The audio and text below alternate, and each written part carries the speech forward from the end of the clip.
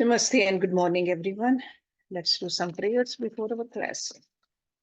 Om Guru Brahma, Guru Vishnu, Guru Devo Maheshwara, Guru Sakshat Parbrahma, Tasmai Shri Guruve Namaha. Om Bhurbhuva Swaha, Tatsavitra Bhargo Devasya Dhimahi, Dhiyo Yo Naha Prachodayat.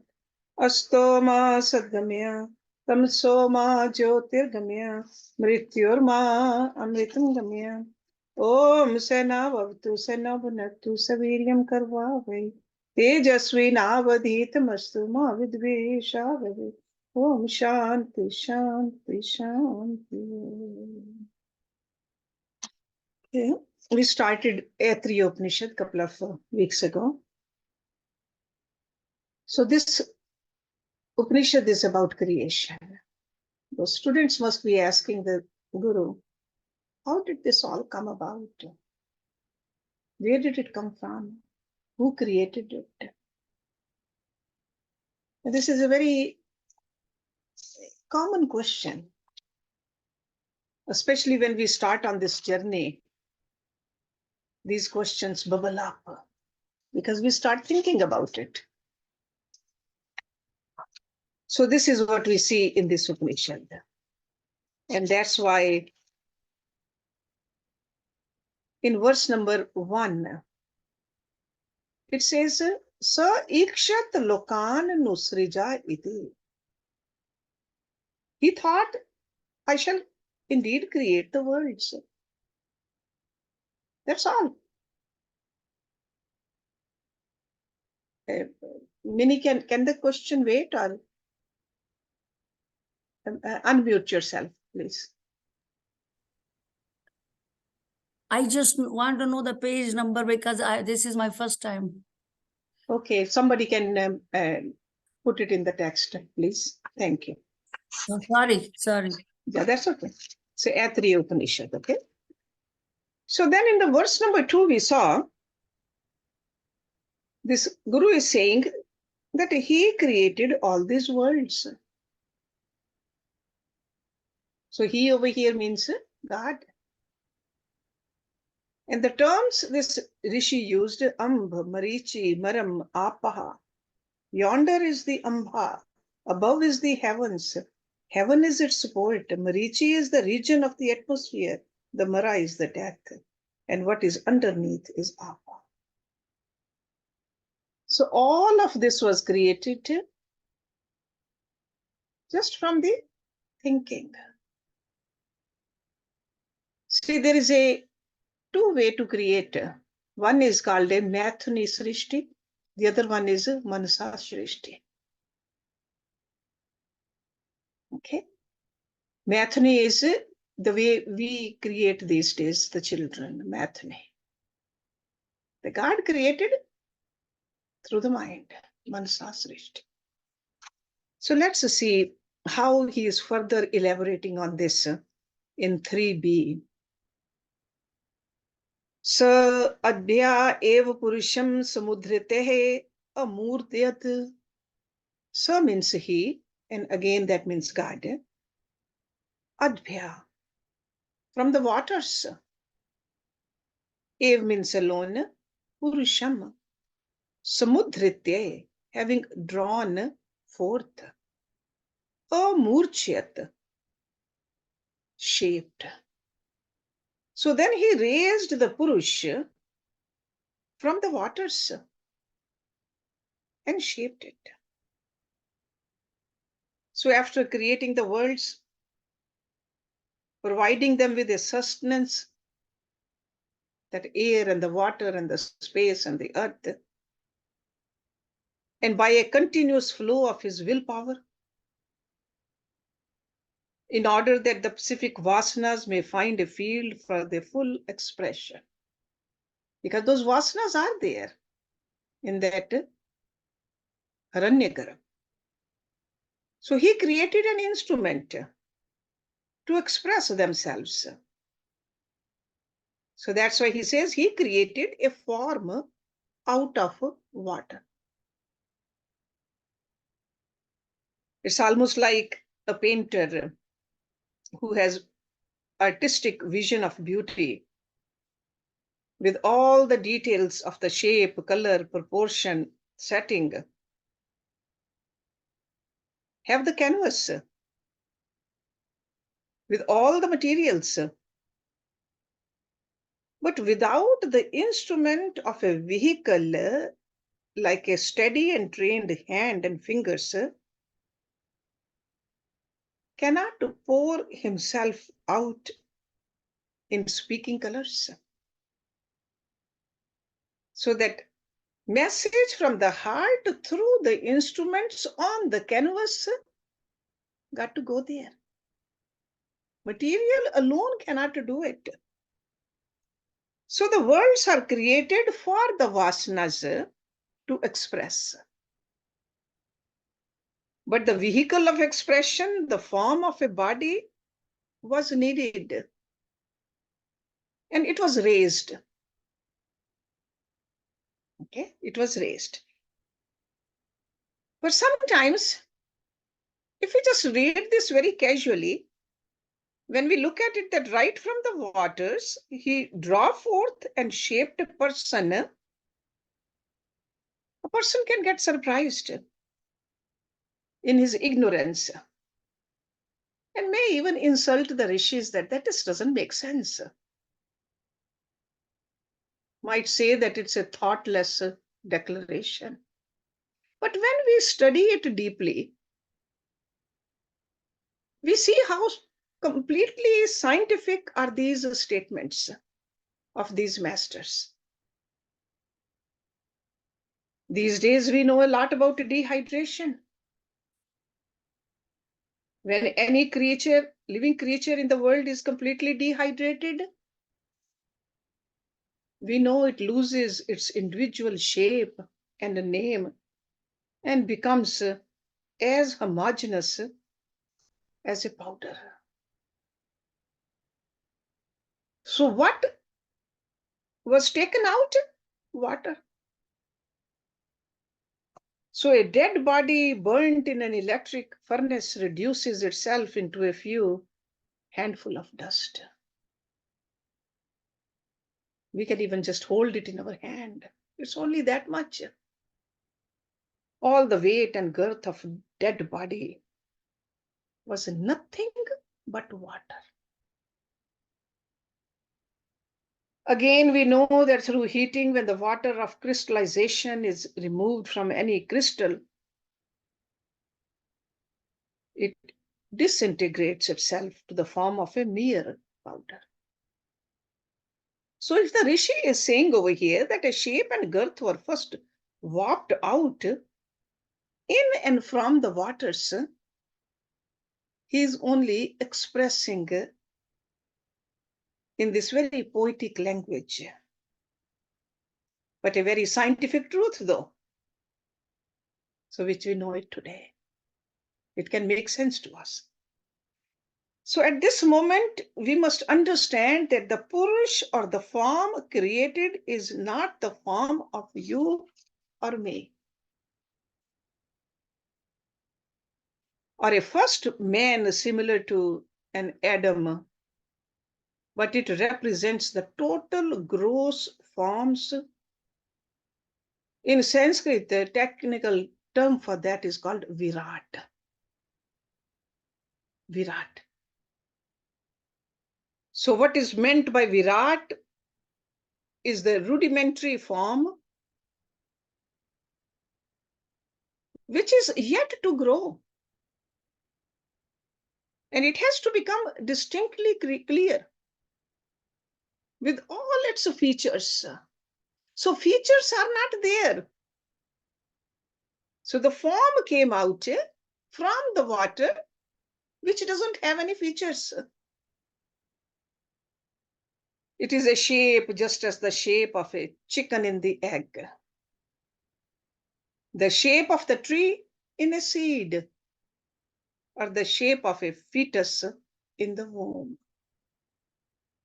before it has taken any distinct shape at all. So this is what he's talking about when he says Purush rose from there. This is what he meant. So all the processes of development that happened in the cosmos,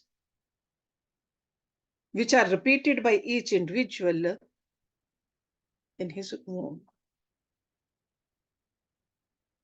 So it's like a totality. Virat means the totality he's talking about. He says, I alone am the universe. My gross form represents the Virat.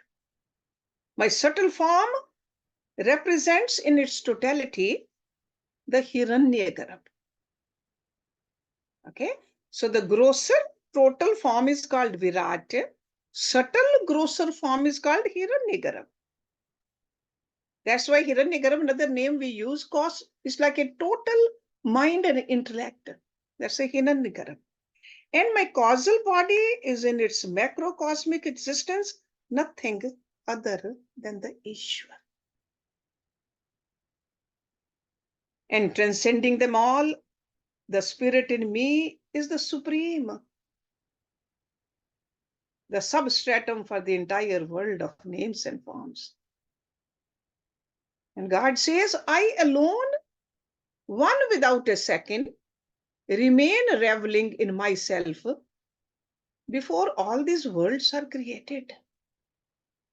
These are the statements from the Vedas. So that's why I want you to understand this terminology over here. So because the question was, how did this creation happen? He just says that it happened because I thought of it. It's a God's creation. Anytime he can create it.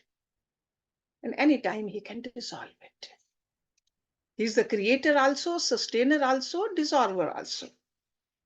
So then, from that Virat, what happened, he says? Because from the water it came out. What is the next? Next verse he says, Tam abhe tapat tasye abhi taptasye mukham nirbhidyat yatha andam mukhad vak vacha agni. Tam means him. Abhe tapat, heated. Tasye, of that. Abhi taptasye, of the heated. That means of the heated lump. Mukham, face. Nirbhidyat, cleft in. Yatha means as, andam means egg, mukhad, from the face. Vak, speech, vachaha, from the speech. Agni, fire. When he had been brooding upon, there burst forth on him a cleft in the shape of a mouth. As an egg does. From the mouth proceeded speech, and from speech, fire. So in this verse, we are told how the rough lump raised from the water was brooded upon by the supreme functioning through total functions of vasanas. So under the warmth, see, he talks about the Agni, the warmth. So under the warmth of intense brooding, like an egg, the face of this shape fashioned from the water. So there was a cleft in the form of a mouth. From the mouth, the capacity to express came to manifest. And from speech, the cosmic element, fire, rose up. Fire. The physical gross equipments like the eyes or the mouth are in Sanskrit called the golya, meaning the organs of perception or expression. And the special sense center situated in our brain, corresponding to each sense organ, in Sanskrit is called Indriya. Okay.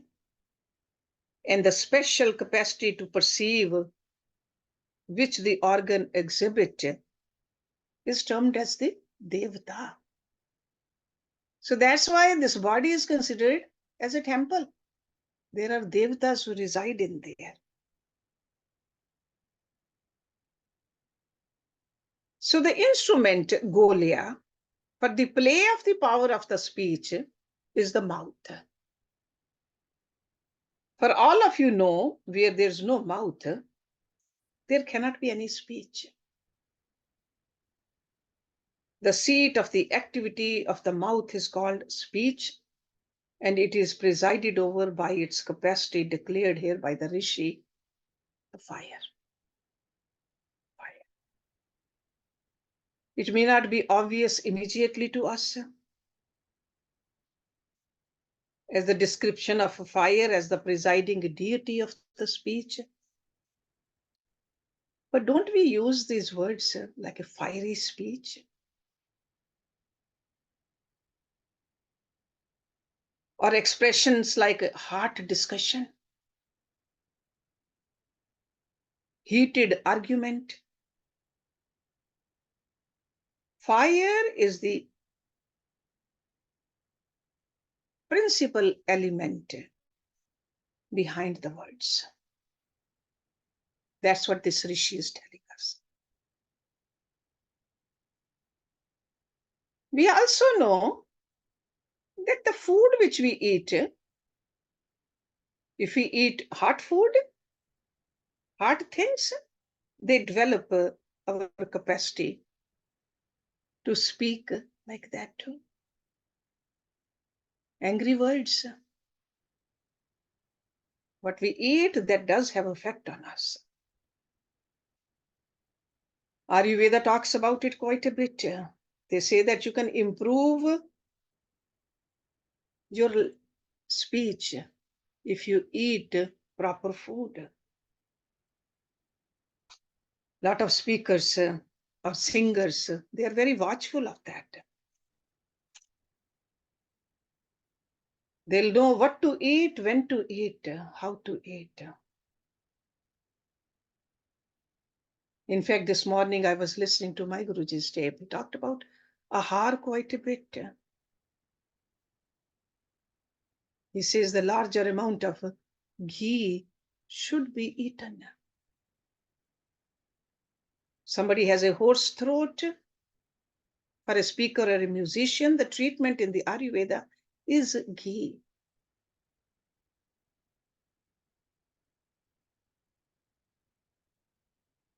So what happens after the mouth? What came in that virat? Nasike nirbhidhyatam, nasikabhyam pranah pranat vayu. Nasike, nostrils. Nirabhidhyatam, came forth. Nasikabhyam, from the nostrils, pranaha, power of, that's a pran, energy. Pranat, from that power, you can say power of smell also, pranat, vayu, air. Then his nostrils came forth. So first the mouth, from the fire, then the nostrils. And from the nostrils, the smell. And from the power of smell, the air. Element air. So we are talking about that cosmic form, the virat, which is being created by Ishwar.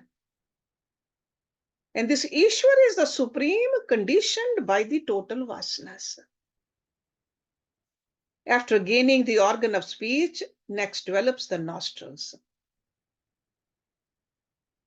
And this sequence that is described in this section, I'm told, closely resembles the sequence mentioned in the Western science in the history of the development of a fetus also. So first the organs of smell, the nostrils burst forth, and steadily the power of smell, the indriyas develop. and it was presided over by its deity, element air, Vayu. And we all know precisely that without the medium of air, the air element, smell cannot reach. You can have some kind of a very strong scent also in a bottle.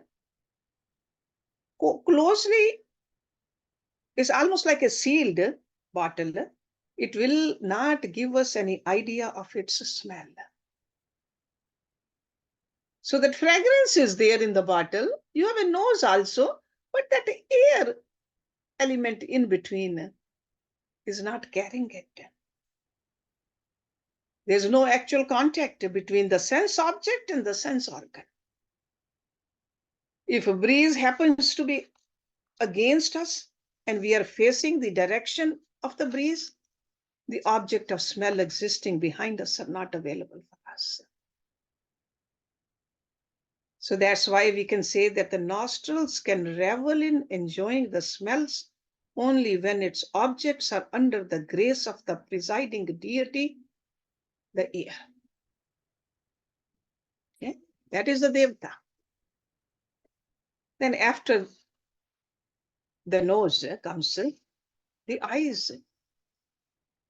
Akshini nirbhidhetam akshibhyam chakshu chakshusha aditya.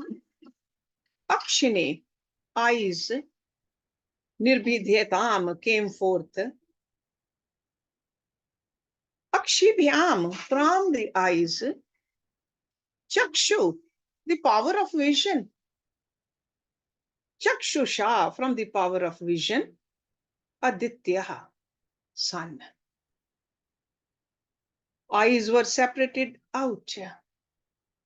From the eyes, sight emerged. And from the sight, Aditya, the sun. Because it was a shapeless lump which developed into the cosmic person. After manifesting the mouth and the nostrils, it next comes to develop its pair of eyes.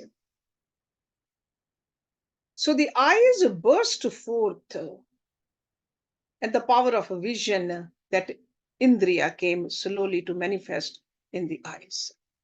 So it's like a physical aperture, then the power behind it too. And it is presided over by its Devata, the sun.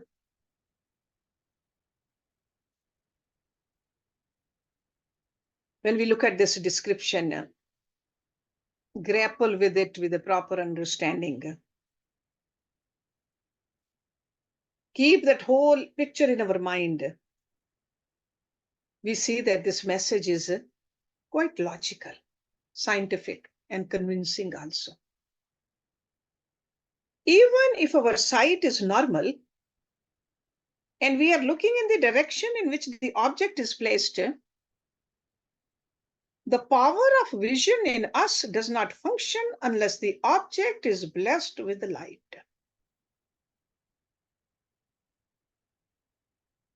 So the power of vision can function only in a medium of light. In darkness, we are all equally blind, except some of the nocturnal animals. Those are the only exceptions to the rule. Sun, we all know, is the source of all light. And term Aditya is in Sanskrit given to connote the light principle in the sun. Aditya. To say that out of the cosmic eye the sun had emerged is a correct statement in the language of the Upanishads. If the sun were not there to shed light and bless the objects of the eye, color and form, none of us would have been able to enjoy vision. And we would be perhaps living in a dark world, wondering what is the purpose of two meaningless openings placed in the same line on either side of the nose. So when the Rishi declared that eyes are presided over by the deity Aditya, they are but declaring this scientific fact. Then what came? Next one. Karnahu nirbhidhetam karnabhyam shrotram shrotat disha. Karnav, ears. Nirbhidhetam, burst forth. Karnabhyam, from the ears. Shrotram, capacity to hear. Shrotat, from the capacity of hearing. Disha, quarters. Ears burst open. From the ears proceeded hearing. From hearing, the quarters, the disha. So in this cosmic man, after the eyes developed the external organs of hearing, Golya. And then came the capacity to hear, Indriya. And from it emerged its presiding deity, the Disha, the quarters. So the quarters extending towards north, east, south, and west, up and below, what are they? Think about it. They are all extensions of space. If the space were not there, the quarters cannot exist. So that's why by the term quarters, they meant space here. So Disha really means space. So space is the presiding deity of the power of hearing. So this only means that sound, which is the object of hearing, cannot be created or conveyed where space element is not. So in order to create sound, we need space. And the sound waves can travel only a medium of air. And no air can come to occupy where there's no space. So the space is the fundamental factor that is necessary, without which sound cannot be created. Akash. And if there's no sound, then the external ears would have been as much a redundant factor as a naval pit in a human form. Next came the skin. Tvak nirbhidhyat tvacha lomani lombhya oshadhi vanaspatya. Tvak, the skin. Nirbhidhyat, came forth. Tvacha, from the skin. Lomani, hair.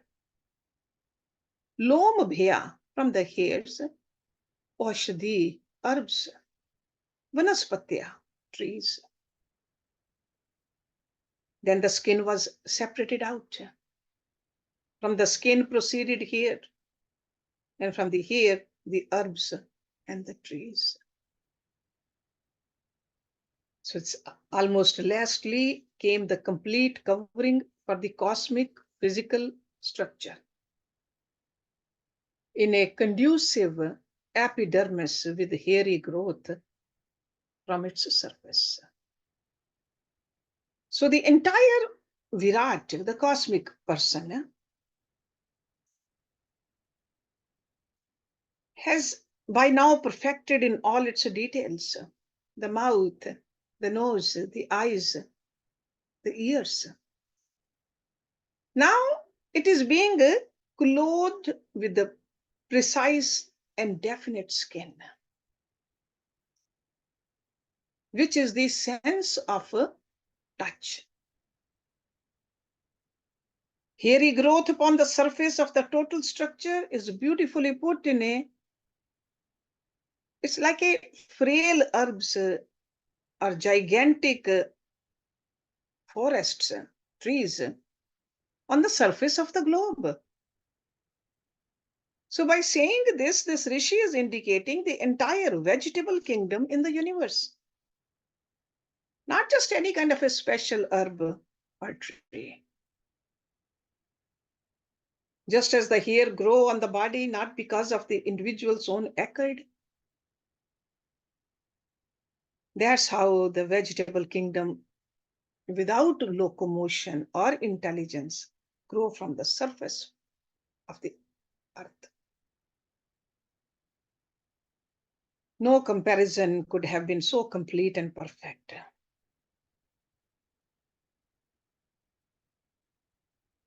About the touch. Then after that he says, Hridyam nirbhidhyat hridyat mana manasaha chandrama. Hridyam, heart. Nirbhidhyat, sprung up. Hridyat, from the heart. Mana, mind. Manasa, from the mind. Chandrama, moon. The heart sprung up. From the heart proceeded the mind, and from the mind the moon. So this Rishi is using the same technique as before, the same style of explanation. So this is like an instrument of thought, of discrimination, and willing burst forth through the instrument. He's calling it heart. Just as the eyes were the gross equipment for the power of sight, the indriya, here the heart is the goleya.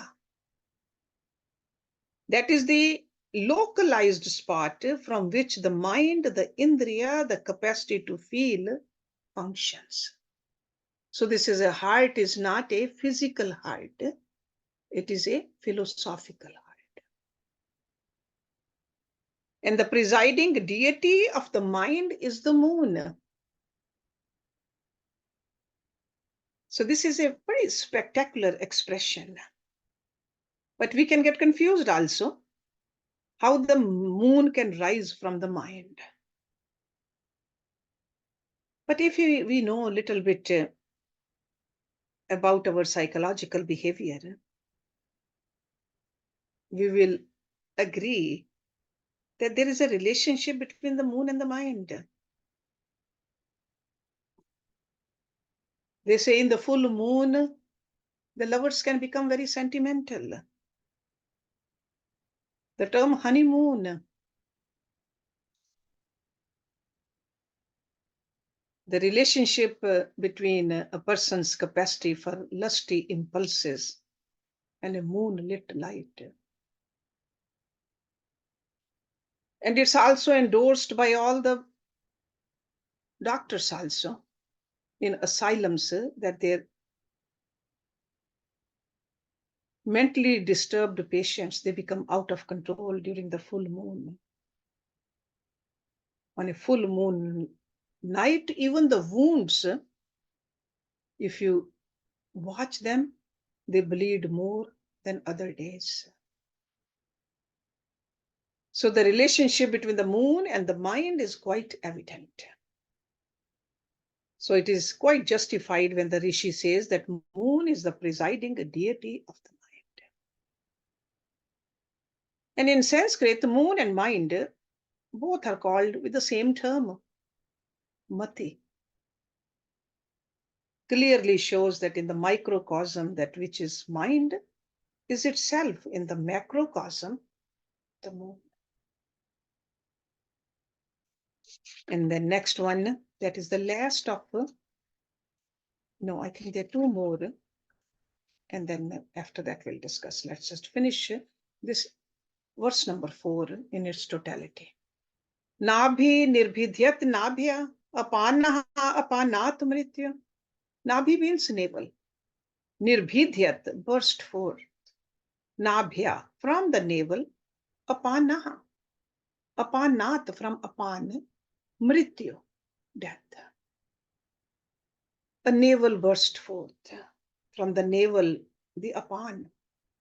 And from apan, the death. So as before, the same sequence the function and the deity has been given regarding the vital activity of a living physical structure. We all know pran is not air. Pran means manifested vital force, energy. So it's like a life in a form. So the expression of life in and through the physical structure of an embodied soul, these rishis, they very closely observed.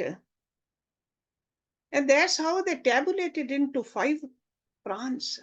And one of the pran is apan. So in our own body. So now he's talking about a virat structure. In the virat also, he says there are panch pran. So the energy that functions in the sense organs, which perceives the waking state, is called a chief pran.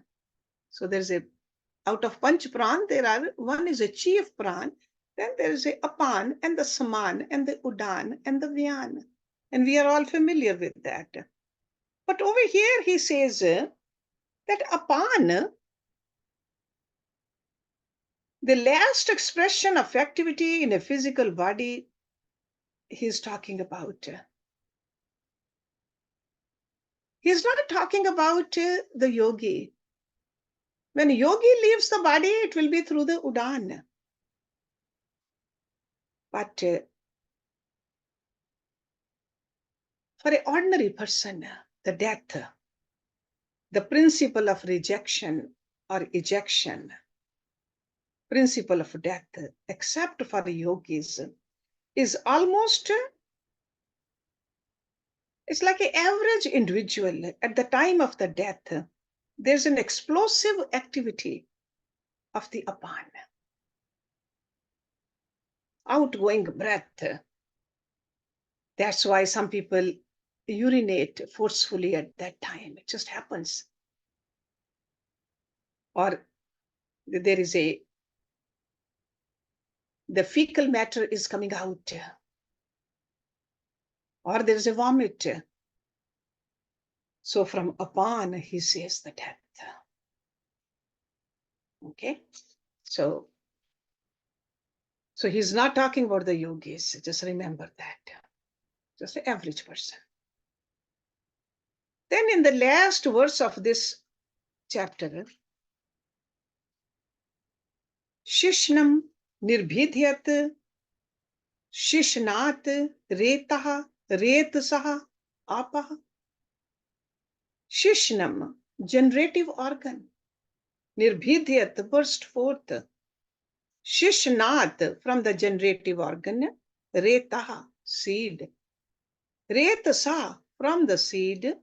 Apaha, water. So the generative organ burst forth. From the organs, the seeds. And from seeds, the waters. So over here we see that 6 activity of instruments of activity. It's like a triple heads of instruments of activity. The essence of the activity and the medium in which the instrument can fulfill its essence. So the same thing happens with the sex activity too. Unlike other faiths, sex is not banned in Hinduism. The rishis don't recognize the creative urge in the biological person as the first sin. On the other hand, in the joyous fullness of existence, in his ecstasy at the fullness of life lived, is the motive behind the world of multiplicity in Hinduism. So the rishis do not run away from the sex idea. They say to suppress or to ignore this activity in life is to ignore a very important part in the analysis of life as a whole. Just as the ears are the external organs and the power of hearing is the internal sense spot in the brain, and the space is the condition necessary for the production of the sound and for the use of the sense organs. So over here, he is explaining in this verse the generative organs. Shishnam. So the generative organs, the seed fluid, that is the semen, and the medium or the presiding deity, which he calls water. That's what's indicated here. So the generative organ burst forth from the organs, the seeds, and from seeds, the waters.